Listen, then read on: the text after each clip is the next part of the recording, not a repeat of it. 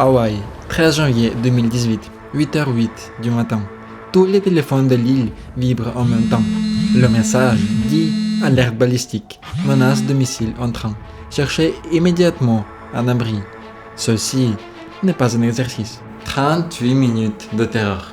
Des parents cachent leurs enfants dans les égouts. D'autres foncent sur l'autoroute. D'autres encore appellent leurs proches pour leur dire adieu. Chacun suit son instinct.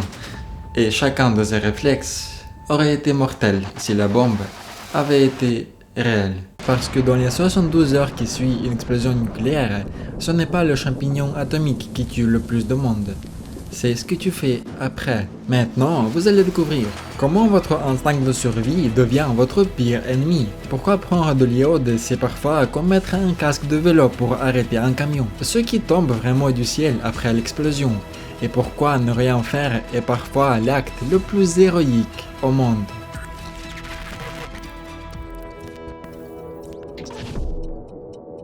Et ce jour-là, à Hawaï, on a vu exactement ce que les gens font quand ils croient qu'une bombe arrive. Près d'un tiers des habitants ont cru immédiatement. Un tiers, en quelques secondes, sans vérifier, sans réfléchir. Et c'est normal, quand ton téléphone te dit que tu vas mourir, tu ne vas pas aller sur internet vérifier si c'est vrai. Alors, qu'est-ce qu'ils ont fait? Exactement ce que toi, moi, on aurait fait. Certains ont sauté dans la voiture et foncé vers la sortie de la ville. Les autoroutes sont bloquées en quelques minutes. D'autres ont appelé leurs proches. Le réseau a saturé presque instantanément. Un père a ouvert une bouche d'égout et a poussé ses enfants dedans pour les protéger. Des étudiants ont envoyé des SMS d'adieu à leurs parents. Et tu vas me dire, ok, mais c'est logique, face à un danger, tu fuis, tu protèges tes proches, tu cherches un abri, c'est l'instinct de survie. Sauf que non, face à une bombe nucléaire, chacun de ces réflexes est une erreur. Pas une petite erreur, une erreur qui te tue. Fuir en voiture et tu t'exposes en plein air au moment exact où des particules radioactives invisibles commencent à retomber du ciel. Appeler tes proches, tu perds les minutes les plus précieuses de ta vie, celles où tu devrais courir vers le bâtiment en béton le plus proche. Te cacher dans des égouts, zéro protection contre les radiations. Et attendre le secours, personne ne viendra. Pas avant 72 heures minimum. Ce qui s'est passé à Hawaï, c'est une répétition générale. Sauf que la salle était vide, il n'y avait pas de bombe. Mais les réflexes, eux, étaient réels. Et si la bombe avait été réelle, ces réflexes auraient transformé une catastrophe en massacre. Et le plus troublant dans tout ça, c'est que personne ne savait quoi faire. Pas de sirène déclenchée, quasiment pas d'abri public signalé. Il a fallu 38 minutes pour qu'un deuxième message annule l'alerte. 38 minutes pendant lesquelles les gens ont cru vivre leurs derniers instants et ont fait exactement les mauvais choix. Et non parce qu'ils étaient stupides, mais parce que personne ne leur avait jamais expliqué une chose simple. Face au nucléaire, ton instinct est ton pire ennemi. Mais pour comprendre pourquoi ces réflexes sont mortels, il faut d'abord comprendre ce qu'une bombe nucléaire fait vraiment. Et ça ne ressemble pas du tout à ce qu'on imagine. Et quand on pense bombe nucléaire, on voit quoi? Un champignon atomique gigantesque, une ville entière rayée de la carte, plus rien qui bouge. Le film est simple, tout est détruit, tout le monde est mort. Fin de l'histoire. Ouais. Sauf que c'est faux. Une bombe nucléaire typique de l'arsenal actuel, entre 100 et 300 kilotonnes, ça dévaste un rayon de quelques kilomètres. Quelques kilomètres, c'est énorme, c'est atroce, mais c'est pas une ville entière. Au-delà de cette zone, des millions de personnes survivent à l'onde de choc. Elles sont debout, elles respirent, elles sont en vie, mais elles ne sont pas tirées d'affaire. Pas du tout, parce que le vrai danger, il arrive juste après. Et pour comprendre, il faut suivre ce qui se passe dans le ciel. L'explosion vient d'aspirer des millions de tonnes de débris, poussière, béton, terre, tout ce qui se trouve au sol. Tout ça monte dans le champignon atomique. Et en montant, ces particules se chargent en radioactivité. Elles deviennent des bombes microscopiques. Puis, elles redescendent. En 10 à 20 minutes, elles commencent à retomber, comme de la neige. Sauf que cette neige est invisible. Pas d'odeur, pas de couleur, pas de goût. Tu ne le vois pas, tu ne la sens pas, mais elle te tue. Ça s'appelle le fallout, les retombes radioactives. Et c'est ça, le vrai tueur de masse. Et ce qui rend le truc encore plus vicieux, c'est l'échelle, le blast. L'explosion détruit un quartier, peut-être deux. Les retombes, elles, menace une région entière. Le vent les pousse sur des dizaines, parfois des centaines de kilomètres. Et ça, c'est pas de la théorie. En 1954, les Américains testent une bombe H dans le Pacifique, Castle Bravo. L'explosion est 2 fois plus puissante que prévu. Et à 160 km de là, sur l'île Rongelap, une poussière blanche tombe du ciel pendant les heures. Les habitants ne savent pas ce que c'est. Les enfants jouent avec. Ils touchent, ils marchent dedans. C'est de la cendre hautement radioactive. En quelques jours, tout le monde sur l'île tombe malade. Brûlures, vomissements, perte de cheveux. L'île entière sera rendue inhabitable. 160 km. C'est la distance Paris-Rouen. Et ces gens n'étaient même pas la cible. Donc le champignon atomique, ce n'est pas la fin. C'est le début d'une course contre la montre invisible. Et c'est exactement là que tes réflexes deviennent ton pire ennemi. Ok, donc tu viens de survivre à l'explosion. T'es debout, t'es en vie. Autour de toi, des vitres brisées, de la poussière, du chaos. Et là, ton cerveau te dit une seule chose. Casse-toi maintenant. Et c'est le réflexe le plus naturel au monde. Face au danger, tu fuis. Ça marche pour un incendie, ça marche pour une inondation, ça marche pour à peu près toutes les catastrophes que ton cerveau connaît. Sauf celle-là. Rappelle-toi, les retombes commencent à tomber 10 à 20 minutes après l'explosion. Toi, tu sautes dans ta voiture, tu démarres, tu fonces, sauf que tout le monde a eu la même idée. Les routes sont saturées en quelques minutes. Des véhicules accidentés, des bâtiments effondrés sur la chaussée. Tu avances pas, tu es coincé en plein air, avec le toit de la voiture comme seule protection. Et une voiture face au rayon gamma, c'est rien. C'est comme se cacher derrière une feuille en papier pendant un orage. Les radiations traversent. Mais attends, c'est pire, parce que l'apanage radioactif, il se déplace avec le vent. Et toi, dans ta voiture, sur cette autoroute bloquée, tu ne sais pas dans quelle direction il va. Tu peux littéralement foncer droite vers la zone la plus contaminée, sans le savoir. Pas d'odeur, pas de couleur. Ton GPS ne t'affichera pas attention nuage mortel dans 2 km. D'autant que l'impulsion électromagnétique de l'explosion, l'EMP, a probablement grillé une partie des réseaux. Ton téléphone, ta radio, ton GPS, tout peut être mort. Tu roules à l'aveugle, dans le silence, vers un danger que tu ne peux même pas percevoir. Et pendant ce temps, les particules tombent. Sur ta voiture, sur tes mains si ta fenêtre est ouverte, dans tes poumons si tu respires l'air d'extérieur. Au pic de radioactivité, les premières heures, une explosion en plein air peut donner une dose mortelle en moins de 2 heures. Alors que si tu étais resté à l'intérieur, derrière un simple mur en béton, ta dose aurait chuté de 90%. Un sous-sol en béton, facteur de protection de 200. Ça veut dire que tu reçois 200 fois moins de radiation qu'en plein air. 200 fois. L'abri le plus proche, même imparfait, même un immeuble un peu solide, vaut infiniment mieux que n'importe quelle route dégagée. Rester sur place, c'est contre-intuitif, mais c'est ce que te sauve. C'est le premier réflexe qu'il faut briser. Face au nucléaire, tu ne fuis pas, tu t'abrites immédiatement et tu ne bouges plus. Bien. Disons que tu as compris. Tu es resté à l'intérieur, quelques heures passent et là, tu as soif. L'eau coule encore du robinet. Tu le bois? Et tu remplis un verre, tu regardes, elle est claire, normale, pas d'odeur bizarre. Tu te dis, au pire, je la fais bouillir, ça désinfecte. Mais stop, c'est exactement le piège. La radioactivité, ce n'est pas un germe, ce n'est pas une bactérie que tu peux tuer avec de la chaleur. C'est un atome instable, du césium-137, de l'iode-131, qui émet des radiations. Et un atome, tu ne les tues pas. Tu peux faire bouillir ton eau pendant 1 heure, les atomes radioactifs sont toujours là. T'as juste de l'eau chaude radioactive. C'est contre-intuitif parce que dans la vie de tous les jours, bouillir de l'eau, ça règle à peu près tous les problèmes. Ouais. Au trouble, tu la fais bouillir. Au d'une rivière, tu la fais bouillir. Ouais. Sauf qu'ici, le danger n'est pas biologique, il est physique.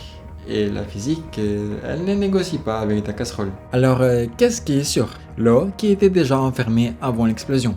Bouteilles scellées, bidons fermés, citernes couvertes. Tout ce qui n'a pas été au contact avec l'air extérieur depuis la détonation. Ça, tu peux boire. Le robinet? Non. L'eau de la pluie? Surtout pas. Tout ce qui a touché au ciel ouvert est potentiellement contaminé.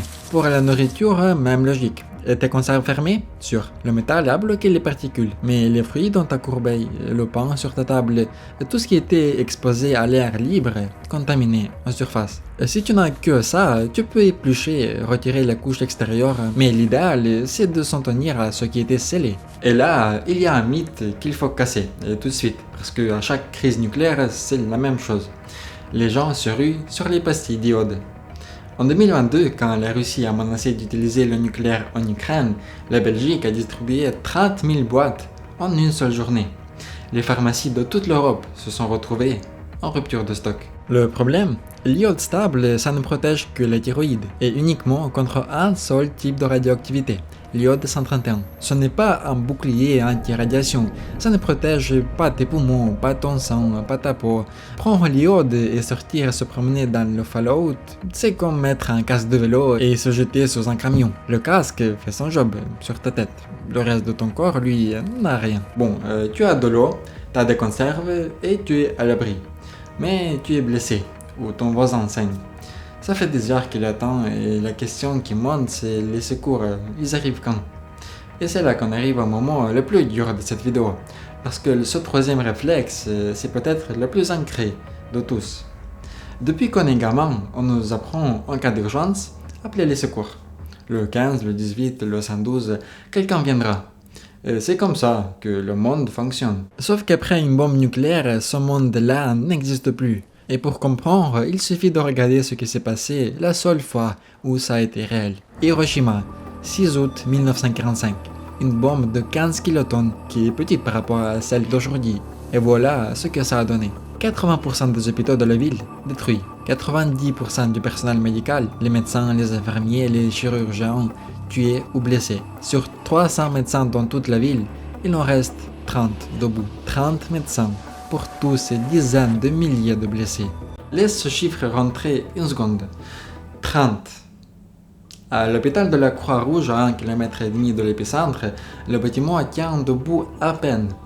En quelques heures, 1000 blessés arrivent, brûlés, mutilés, irradiés. Ils s'entassent dans les couloirs, dans la cour, partout. 600 d'entre eux meurent presque immédiatement. Il n'y a nulle part où mettre les corps. Alors, on les enterre dans les jardins de l'hôpital.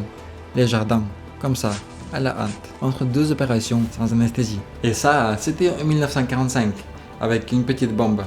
On pourrait se dire qu'aujourd'hui, avec nos moyens modernes, ça se passerait mieux.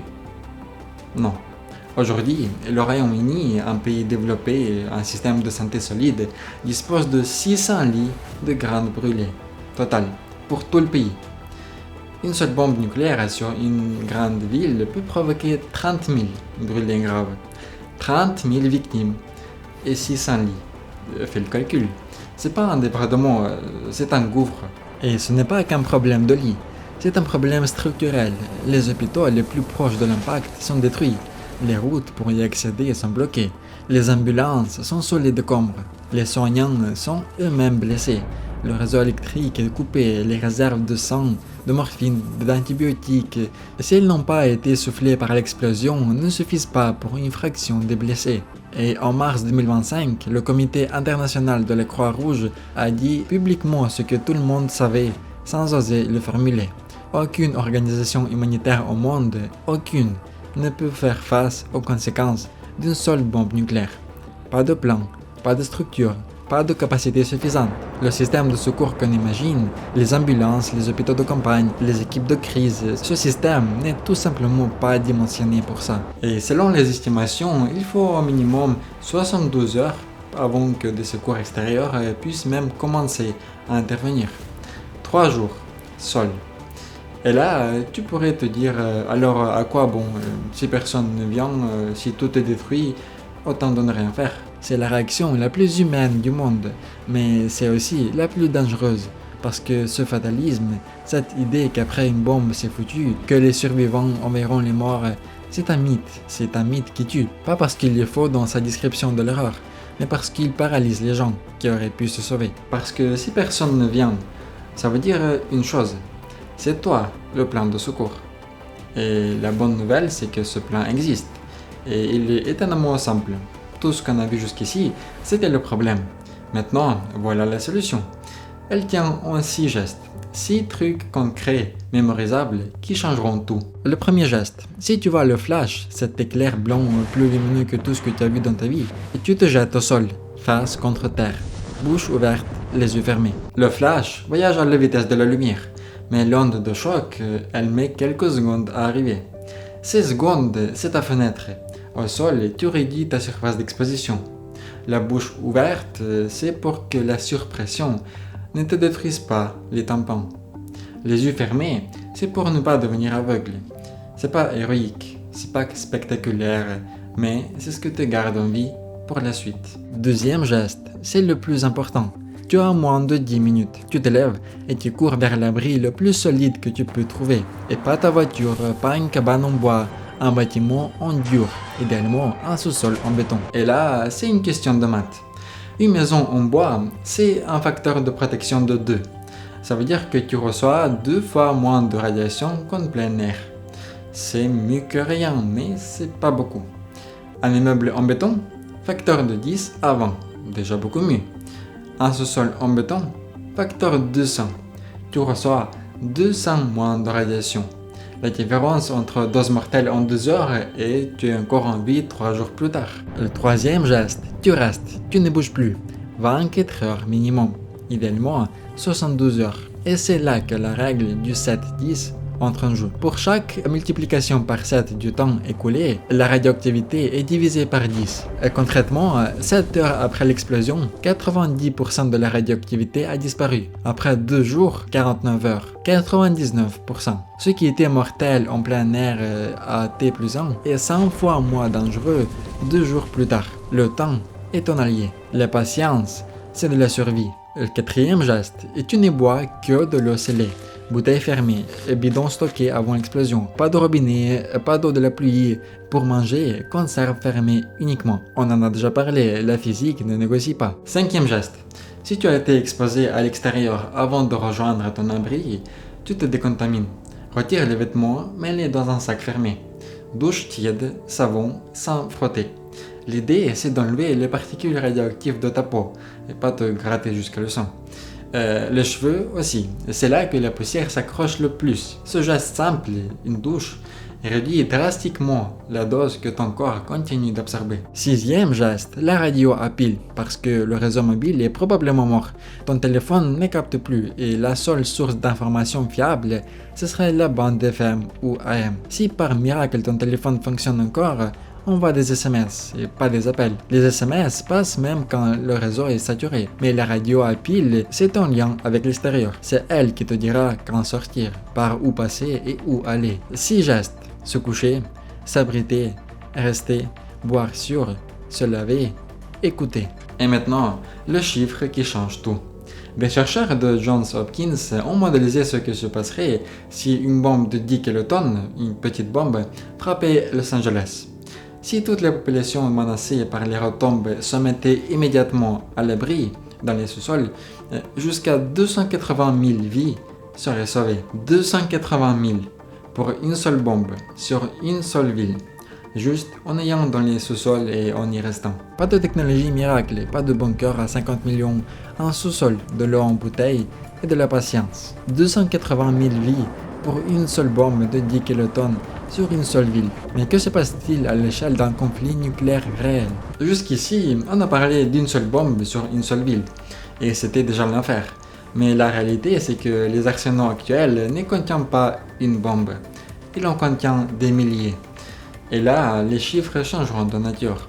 On ne parle plus de survie individuelle, on parle de civilisation. Prenons un scénario que des chercheurs ont réellement modélisé. Un conflit entre l'Inde et Pakistan. Pas les États-Unis, pas la Russie. 2 puissances nucléaires moyennes. 250 bombes échangées. Ça représente moins de 1% de l'arsenal mondial. Moins de 1%. Résultat immédiat. 125 millions de morts. Mais c'est pas le pire, parce que ces 250 explosions projettent des quantités massives de fumée et de suie dans la stratosphère. Et cette suie bloque le soleil. Les températures mondiales chutent, et pas d'un demi-degré, de 1 à 8 degrés selon les modèles. Les récoltes s'effondrent, pas seulement en Inde et au Pakistan, partout, en Asie, en Afrique, en Amérique, en Europe, jusqu'à 2 milliards de personnes menacées de la famine pour un conflit régional, avec moins de 1% des bombes disponibles sur Terre. Et si on passe à l'échelle supérieure, une guerre entre les États-Unis et la Russie, les deux pays qui détiennent à eux seuls 90% des armes nucléaires du monde. L'université de Princeton a simulé ce scénario. Le résultat, 91,5 millions de victimes dans les premières heures. Pas en quelques jours, en quelques heures. Et après ça, l'hiver nucléaire, le ciel qui s'obscurcit pour des années, des récoltes mondiales qui s'effondrent, des pays qui n'ont jamais été bombardés, qui n'ont aucune arme nucléaire, qui se retrouvent à mourir de faim parce que deux autres pays ont appuyé sur le bouton. C'est ça, le vrai changement d'échelle. À l'échelle d'une bombe, tes gestes te sauvent. À l'échelle d'un conflit mondial, le sous-sol ne suffit plus. La physique ne négocie toujours pas. Mais cette fois, c'est le climat tout entier qui prend le coup. Alors oui, les 6 gestes qu'on a vus restent utiles, ils restent vrais, mais ils ne résolvent qu'une partie du problème. L'autre partie, celle qui dépasse l'individu, elle ne se règle pas avec une bouteille d'eau et un sous-sol en béton. Et pourtant, il y a une chose que tout le monde oublie. Hiroshima, aujourd'hui, 2026. C'est une ville de 1,2 million d'habitants. Des immeubles, des récoltes, des tramways, des restaurants, des gens qui vivent, qui travaillent, qui râlent dans les embouteillages. La radioactivité est revenue à la normale depuis des décennies. La ville que tout le monde imagine comme un désert de cendres éternelles est vivante, prospérée, reconstruite par ceux qui ont survécu. Donc non, une bombe nucléaire ne condamne pas un lieu pour toujours, mais elle condamne ceux qui n'ont pas préparé. Et c'est là qu'un contraste devrait te frapper. La Suisse a des places en abri pour 107% de sa population. Chaque immeuble, chaque quartier, chaque village a son refuge. La France, quasiment rien. La doctrine française tient en phrase « La dissuasion empêchera que ça arrive ». L'un se prépare au pire. L'autre parie que le pire n'arrivera jamais. On a passé 20 minutes ensemble, et si tu devrais retenir 3 choses, c'est celle-ci. 1. Ce n'est pas l'explosion qui tue le plus. Ce sont les retombes et tes réflexes face à elles. 2. Un sous-sol en béton, de l'eau scellée, et 72 heures de patience peuvent sauver 280 vies dans une seule ville. 3. Le vrai danger, ce n'est pas la bombe, c'est de croire qu'on ne peut rien y faire. Rappelle-toi Hawaï, ces gens qui couraient sur l'autoroute, ces parents qui cachaient leurs enfants dans les égouts. Si la bombe avait été réelle, la plupart seraient déjà morts. Pas à cause du feu, pas à cause du souffle, à cause de ce qu'ils ne savaient pas. Le vrai abri, ce n'est pas un bunker, c'est pas un sous-sol, c'est le fait de savoir et de demander à ceux qui décident de nous y préparer. Et comme d'habitude, entraîne ton cerveau et à la prochaine.